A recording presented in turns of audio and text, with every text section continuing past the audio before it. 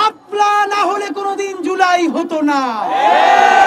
ফ্যাসিবাদের বিরুদ্ধে, খুনি হাসিনার বিরুদ্ধে, ভারতীয় আধিপত্যবাদের বিরুদ্ধে হাতে কোনো লাঠি না নিয়া, বাংলাদেশের একটা পতাকা নিয়া গ্রামগঞ্জ থেকে, বাংলাদেশের সমস্ত জনপদ থেকে গুলির মুখে জীবন দিয়ে বুক চিতিয়ে লড়াই করা শিখিয়েছিল এই শাপলা।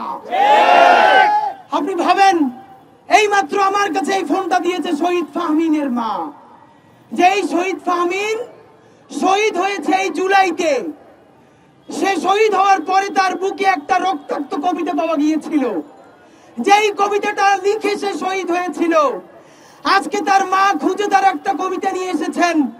অনেকে জুলাইয়ের সাথে শাপলার কানেকশন খুঁজে পান না, আর আমার 19 ইন্টারে পড়ুয়া একটা বাচ্চাও শাপলার সাথে জুলাইয়ের কানেকশন খুঁজে পায়।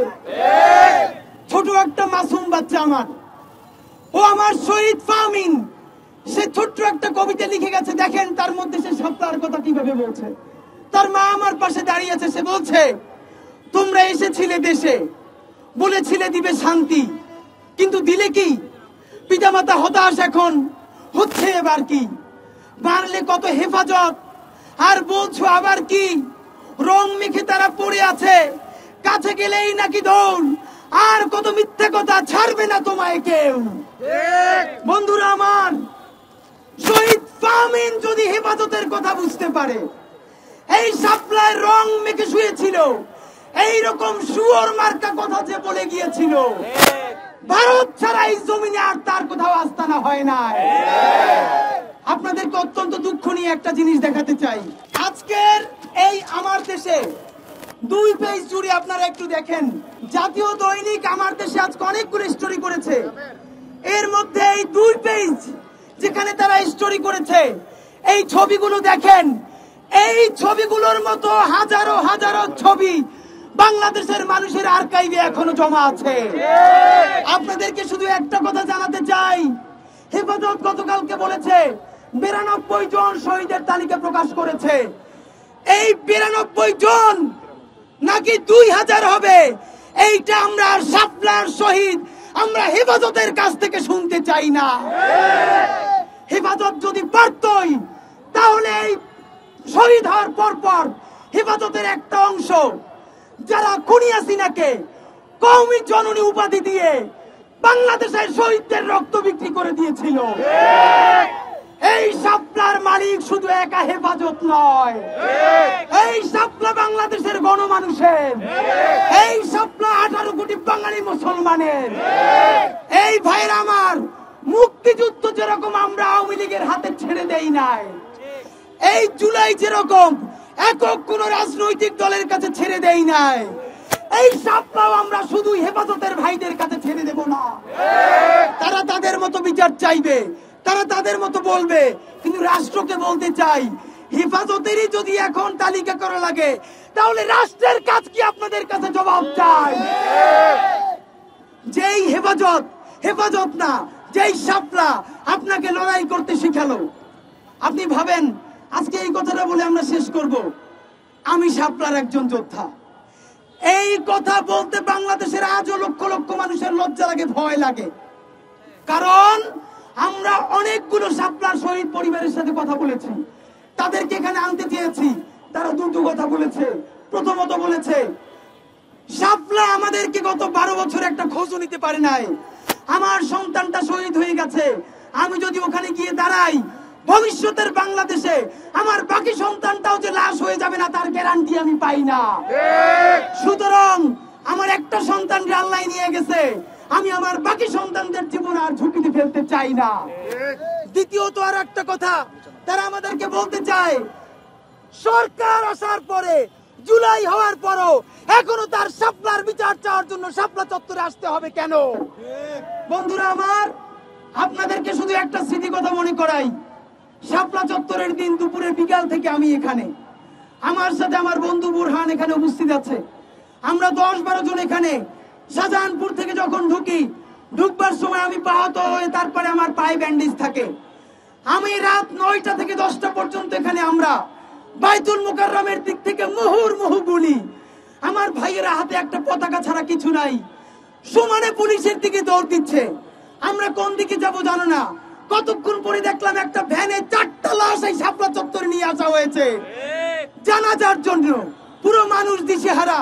আমি শাপলা চত্বরে শুনি আমার মা বেহুশ হয়ে যাচ্ছে। রাত 9টা 10টা যখন বাজে আমার বাসা থেকে বললো মায়ের বাঁচাইতে চাইলে এখান থেকে বের হয়ে তারপরে জানাও। আমি অসহায় হয়ে পড়লাম। সব থেকে অবাক হলো আমার বাসা রামপুরে যাব, সব জায়গা থেকে ফোন করে বলা হচ্ছে প্রত্যেকটা মৌজা, গ্রামপুরা, মগবাজার, পল্টন আওয়ামী লীগের গুন্ডারা, ছাত্রলীগের গুন্ডারা সিএনজি থেকে বাস থেকে মানুষকে চেক করে নামাচ্ছে।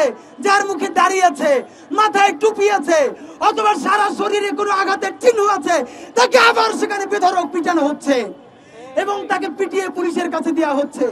বাসা থেকে বললো রামপুরে আইসো না, এদিকে মা অসুস্থ হয়ে যাচ্ছে। এরপরে আমার বন্ধু বুরহান এখান থেকে রাত 10টায় বের করে আমার পায়ে ব্যান্ডেজ, তার এক আত্মীয়ের বাসায় কোথায় যেন আমাকে নিয়ে চলে গেছে। বন্ধুরা আমার, সারা রাত 1 মিনিট ঘুমাতে পারি না। শুধু একটা কথা বলি, ফজরের পর বিবিসি বাংলা তখন 6:30টায় সকাল এবং 7:30টায় 2টা সকালের প্রোগ্রাম করতো, প্রভাতী এবং প্রত্যুষা নামে। সকাল 6:30টার প্রোগ্রামে বিবিসির কাদের কল্লোল, আজকে তাদের নাম ধরে বলছি কারণ তারা আজকে শাপলা চেনে না, বিবিসির কাদের কল্লোল ফোনে যুক্ত হয়েছেন। কাদের কল্লোলকে বিবিসি বাংলার স্টুডিও থেকে জিজ্ঞেস করা হচ্ছে শাপলা চত্বরের কি অবস্থা। কোট আনকোট দায়িত্ব নিয়ে বলছি, অক্ষরে অক্ষরে আমার মনে আছে। কাদের কল্লোল বলছেন এখানে দাঁড়িয়ে এখন দেখা যাচ্ছে একটা যুদ্ধ বিধ্বস্ত দেশে যুদ্ধ শেষ হওয়ার পরের মিনিটে যে অবস্থা হয়, শাপলা চত্বরে এখন ঠিক তাই অবস্থা হয়ে আছে। আপনাদেরকে জিজ্ঞেস করি, শাপলা চত্বরের লক্ষ লক্ষ মানুষের হাতে একজনের হাতেও কি একটা গুলি ছিল, পিস্তল ছিল, বন্দুক ছিল? তাহলে এই মানুষগুলোকে এখান থেকে সরানোর জন্য কত লক্ষ বুলেট ছড়ালে এখানে যুদ্ধ অবস্থা তৈরি হতে পারে সেটা আপনাদের কাছে জানতে চাই। বন্ধুরা আমার, তার থেকেও লজ্জা মিডিয়ার ভাইয়েরা আছেন, আপনাদের হাউসকে গিয়ে জিজ্ঞেস করেন আপনারা কি তওবা করেছেন। এই আপনাদেরকে একটা কথা বলি, আপনারা আপনাদের মিডিয়া হাউসকে গিয়ে বললেন এই যে জুলাই কমিশন, গুম কমিশন হয়েছে, সেইখানে অনেক সেনা কর্মকর্তা এসে সাক্ষী দিচ্ছেন, ডিজিএফআই এর কর্মকর্তা এসে সাক্ষী দিচ্ছেন, বলছেন আমাকে দিয়ে হত্যা করানো হয়েছে, আমাকে দিয়ে আয়না করে নির্মম নির্যাতন করা হয়েছে, আমি ট্রমায় চলে গেছি, আমি মুক্তি চাই। খুনিটারও একদিন মানসিক মুক্তি দরকার, অথচ বাংলাদেশের মিডিয়ার মাফিয়াদের কোনো মুক্তি লাগবে না। ভাইরা আমার, লক্ষ লক্ষ মানুষের জীবন নাশ করে দেওয়া হচ্ছে, রক্তের যমুনা বয়ে যাচ্ছে। পরের দিন বাংলাদেশের জাতীয় দৈনিক প্রথম আলো সহ সবাই লিড নিউজ করছে হেফাজতের তাণ্ডবে হাজার হাজার গাছ নষ্ট হয়ে গেছে। ভাইরা আমার, গাছ আমরা ভালোবাসি, এদের কাছে একটা গাছের জীবন অনেক, কিন্তু মাদ্রাসা পড়ুয়া গ্রামের কওমি মাদ্রাসার একটা ছোট ছেলের জীবনের 1 পয়সা দাম তাদের কাছে নাই। আমরা জানাতে চাই, পিলখানা, শাপলা এবং জুলাই প্রত্যেক শহীদের রক্ত কিন্তু লাল। আমাদের কাছে কোনো শহীদ পৃথক নয়, গ্রাম আর শহরের শহীদ আলাদা নয়। আপনারা কি করেছেন? এরপরে প্রথম আলো থেকে শুরু করে আরো অনেক মিডিয়া গত 10 বছর 5ই মেতে নিউজ করেছে, এখন পর্যন্ত হেফাজতের তাণ্ডবের বিচার হয় নাই। ভাইয়ের আমার, আপনি আজকে বাংলাদেশের পত্রিকা দেখেন, আমাদের যে স্টোরি ছেপেছে 5ই মে নিয়ে, আর কয়টা দৈনিক সেই স্টোরি ছাপতে সাহস করেছে? কেন? তাদের কি ক্ষমা চাওয়া লাগবে না? তাদের কি মুক্তি লাগবে না? আপনাদের মাধ্যমে স্পষ্ট জানাতে চাই, সরকারকে 2টা কাজ করতে হবে। যেই বিস্ফোরণ মামলাগুলো এই শাপলাকে কেন্দ্র করে হয়েছে, প্রথম আলো থেকে ডেইলি স্টার, অন্যান্য সকল পত্রিকা বলেছে এই তাণ্ডব হয়েছে, তার বিচার হয় নাই। আমরাও দাবি জানাই, হেফাজতের নেতারা যদি এই তাণ্ডব করে থাকে, অনতি বিলম্বে তাদেরকে বিচার করতে হবে। আর যদি সত্য না হয়, তারা যদি তাণ্ডব করে না থাকে, তাণ্ডবের নাম দিয়ে যদি তার সন্তানকে হত্যা করা হয়ে থাকে, তাহলে এই গণহত্যার যারা উস্কানি দিয়েছে তাদেরকে বিচারের আওতায় আনতে হবে। বন্ধুরা আমার, এই গণহত্যা এমনিতে হয় নাই, মিডিয়া উস্কানি দিয়েছে। আজকে বলি, Diganta television, Islamic TV live telecast অবস্থায় তাদেরকে বন্ধ করে দেওয়া হয়েছে। কোন সংবাদপত্রের সাংবাদিক মাহফুজা নামে এখন কি বলছেন? এখন বলছেন বিরুদ্ধে বললে নাকি চাকরি যায়। অদ্ভুত, সরকার মিনিমাম তাকে হস্তক্ষেপ করে নাই। গণহত্যাকারীর পক্ষে নেওয়ার কারণে আমরা জনগণ প্রেসার দিয়েছি। মিডিয়া হাউস তাদেরকে চাকরিচ্যুত করেছে, বলছে সরকার নাকি চাকরিচ্যুত করেছে মাহফুজ আনাম সাহেব। এরপরে আমাদের মানব জমিনের সম্পাদক সাহেব, আপনাকে জিজ্ঞেস করতে চাই, দিগন্ত কোন অবস্থান নেয় নাই, শুধু শাপলার গণহত্যা দেখাচ্ছিল, তাও রাত 10টায় ইসলামিক টিভি দেখাচ্ছিল। তাদেরকে যখন সম্প্রচার অবস্থায় বন্ধ করে দেওয়া হয়েছে, কবে আপনি তার পক্ষে মানববন্ধন করেছেন? এই শাপলার পক্ষে, জনতার পক্ষে দাঁড়ানোর জন্য আমার দেশের কি হয়েছিল আপনাদের মনে আছে? মাহমুদুর রহমানকে দিনের পরে দিন অফিসে অবরুদ্ধ রাখা হয়েছে, আমার দেশ পত্রিকা বন্ধ করে দেওয়া হয়েছে, আমার দেশের মাহমুদুর রহমানকে 5 বছরের অধিক জেল খাটানো হয়েছে, তার জীবনকে জাহান্নাম বানানো হয়েছে। আপনারা কেউ আমার দেশের পক্ষে দাঁড়ান নাই। সুতরাং আমরা বলতে চাই, বন্ধুরা, এই শাপলা গণহত্যার বিচার না করলে জুলাই কিন্তু বৃথা হয়ে যাবে। সরকারকে বলি, জুলাই নিয়ে কমিশন হয়েছে, পিলখানা নিয়ে কমিশন হয়েছে, শাপলা নিয়ে কমিশন করতে আপনার কিসের লজ্জা? আল্লাহর হস্তে বলেন। আপনি স্পষ্ট করে বলবেন, শাপলার মানুষ গরিব, শাপলার মানুষ শহুরে নয়, তারা প্রান্তিক, তাদের মাথায় দাড়ি টুপি। এই জন্য যদি আপনার সমস্যা হয়, তাও বলে দেন যে আমরা তাদের পক্ষে কথা বলতে পারবো না। তাহলে ইনসাফ কেমনে কায়েম করতে হয়, আপনাদেরকে ক্ষমতা থেকে নামাই আমরা সেটা দেখাবো ইনশাআল্লাহ। আপনাদের হাতে, আপনাদের সারা গায়ে পিলখানার রক্ত, শাপলার রক্ত, জুলাইয়ের রক্ত, শত শত হাজার হাজার শহীদের রক্ত।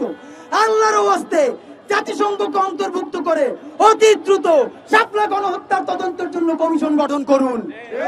আমরা হেফাজতের কাছ থেকে শুনতে চাই না, আমরা কোনো পত্রিকার কাছ থেকেও শুনতে চাই না, আমরা সরকারি কমিশনের মাধ্যমে জানতে চাই এইখানের নিরীহ মানুষগুলোকে হত্যা করবার জন্য কত লক্ষ বুলেট ছুরি ফেলা হয়েছিল। আর একটা কথা ভাই, এইখানে যে গুলিগুলো চালানো হয়েছে সেটা তো আর্মির, র্যাবের, বিডিআরের, পুলিশের, তাহলে সেই হিসেব আছে এখন সরকারের কাছে। সরকারকে বলতে হবে এই শাপলায় একটা গুলিও চালানো হয় নাই, অথবা বলতে হবে কত লক্ষ গুলি বুলেট এখানে চালানো হয়েছে। এইটা যদি না পারেন, তাহলে আমরা আপনাদের বিরুদ্ধে কিন্তু শহীদদের কি অবস্থান গ্রহণ করব।